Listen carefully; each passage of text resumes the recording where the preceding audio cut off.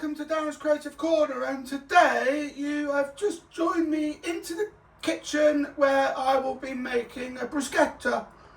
Now what I'm going to do is I've got the ingredients here, so I've got 5 cloves of garlic, 8 mushrooms quartered up, 12 tomatoes, and then I've got the other ingredients as well. I've got some balsamic vinegar, some salt, some basil, and I've got some extra virgin olive oil.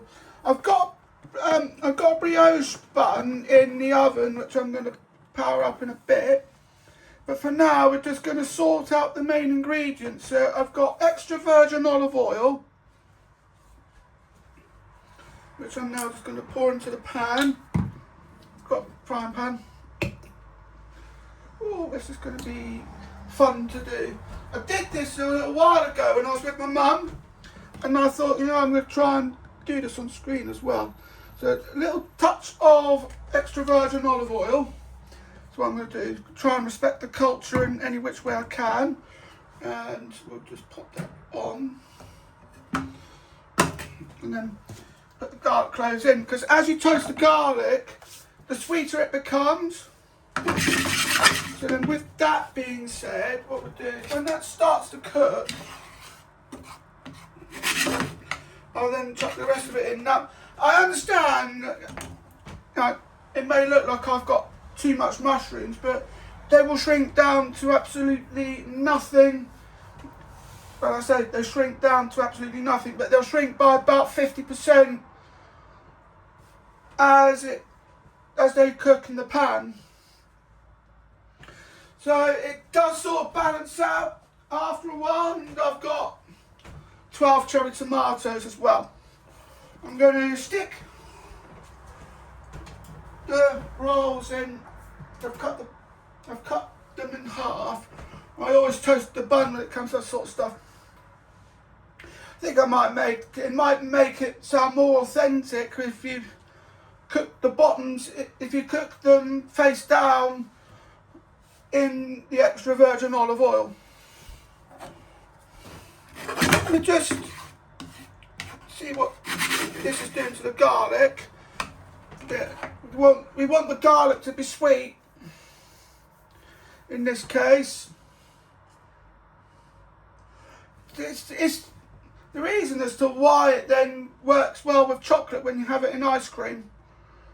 Because you've roasted the garlic first, and then as you roast the garlic, it becomes sweeter. It complements the chocolate quite well. So join me back in a bit, because I'm just waiting for the garlic to sort itself out, and then once I've done that, I can then chuck the other bits in. See you in a bit, guys. And welcome back, guys. You've just joined me at the next stage where I've just added in the mushrooms and the tomatoes, because the garlic's starting to go nice and brown. Nice and sizzly.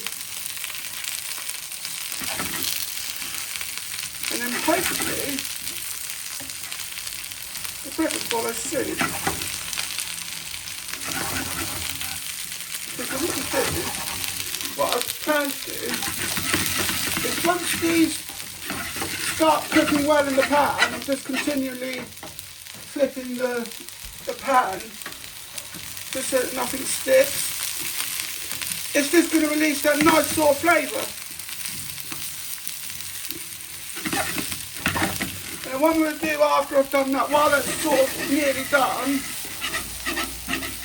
I'm going to add some basil. I'm going to also top the oil up a little bit, not too much, just a drizzle, just to make sure that nothing dries out. Give that a bit of a shake. And you can see the mushrooms are starting to shrink.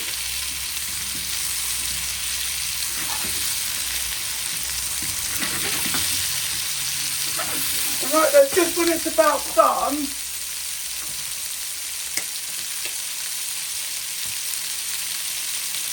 just a bit of basil. I reckon a nice bit of simply I'd say a nice bit of heat please, didn't go and miss, so I haven't even opened them yet. Penalty!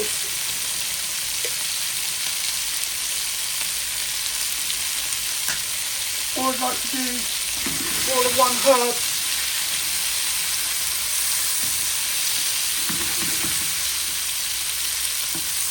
That'll go in nicely. That is looking really nice.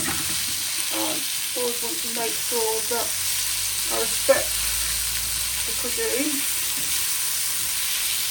Now, this recipe would normally call for normal balsamic vinegar. I've gone for a glaze this time, so then that way I don't go too overboard. What I'm going to do also, if you bear me one moment, because that's almost done now, I'm just going to put this into a bowl.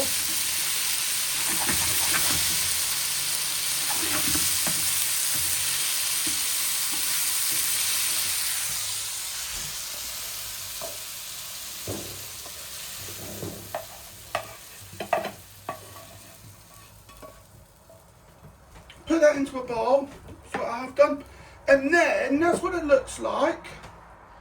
That will go on top of the bun in a bit, but what I want to do, if it hasn't started toasting already, is I now want to transfer the roll into the same frying pan that we'd use to make the rest of the bruschetta.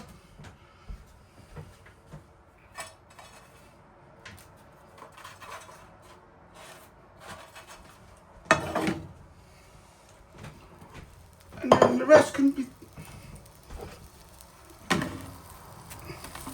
because I think that the olive oil will soak into that.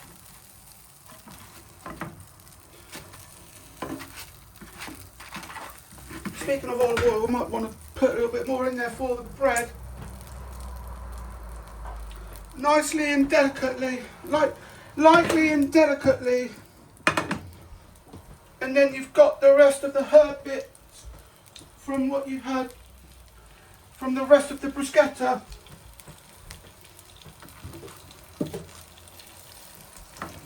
Just hoping I'm doing the Italians proud. I would have used normal ciabatta bread, but I've ended up settling for ciabatta rolls instead. That's what it looks like.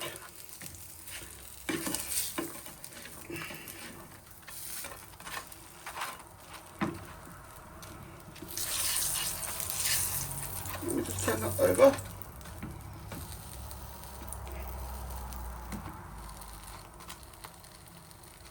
And then that's, like I say, it's nearly done. But join me back in a bit as I sort that out, and then I'll just do the finishing touches to the bruschetta and the main part. See you in a bit, guys. And welcome back, guys. You've just joined me now, just as I've just been finishing off the rest of the bruschetta, setting it all up. And now, because that's what the bread looks like, I'm now ready to plate the main part. Try not to be overzealous. There we go. I've just lost a tomato and a bit of mushroom. A bit of a mess to clean up. I mean, yeah, it's just going everywhere. It's not the first time it's happened on this channel.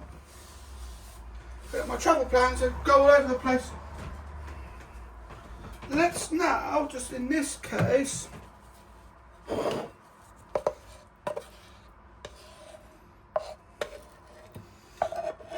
tip that into the, and put a little bit over the top, and that I think is what you call an authentic Italian bruschetta.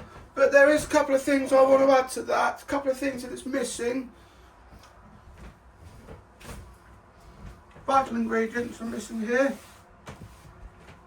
And that is just the balsamic vinegar.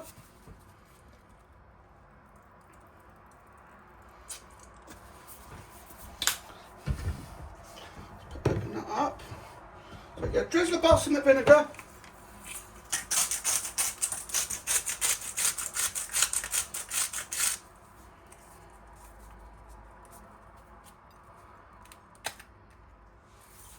Sprinkle of salt.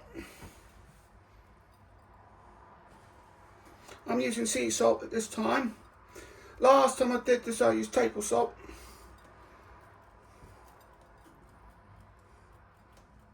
And there we go. I think I might be a bit of a salty profile in one part at least, but at least now we've got a more authentic bruschetta. See you in a bit, guys, as I unveil the taste test. And welcome back, guys. You've just joined me now as I taste test the bruschetta. So that's what I've got. So this is what 12 tomatoes, 8 mushrooms and 5 cloves of garlic can do, along with a drizzle of extra virgin olive oil, a drizzle of balsamic vinegar and a sprinkle of salt. And also I've also added some basil in that and some fennel seeds. So as to try and make it as authentic as I possibly can. So without further ado, here comes the first bite. That's a garlic clove. Now, you can see that it is roasted because it's got some colour on it.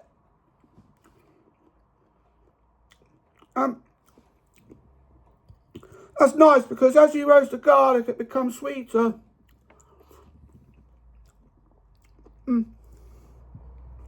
If you tried using raw garlic, so I'm not too huge of a fan of raw garlic because I just find it's just too pungent. But as you toast the garlic, it becomes more sweeter and it complements your food really well. And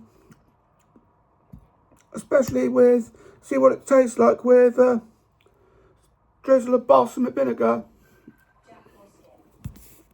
Sorry about that, guys. As I was saying, let's try again. So this is a clove of garlic with a drizzle of balsamic vinegar on it, and it's got some salt in it as well. It goes well. And then that's what the tomato looks like. I've cooked the tomatoes this time.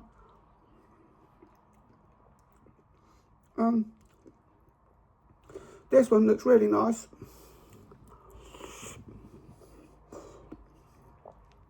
Number one lesson in life. If you go to make a bruschetta, I think it'd be better if you cook the tomatoes rather than have them raw. I mean, when I first had this in the Carluccio restaurant you saw me having in Manchester, that was the tomatoes there were raw.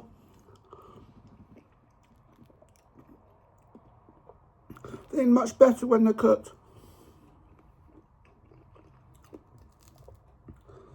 And that is saying something.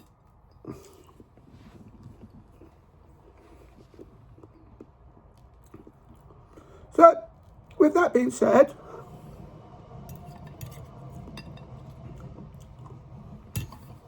I'm going to finish the rest of that off camera. And there we go. I hope you enjoyed this video. Don't forget to like, comment, share and subscribe.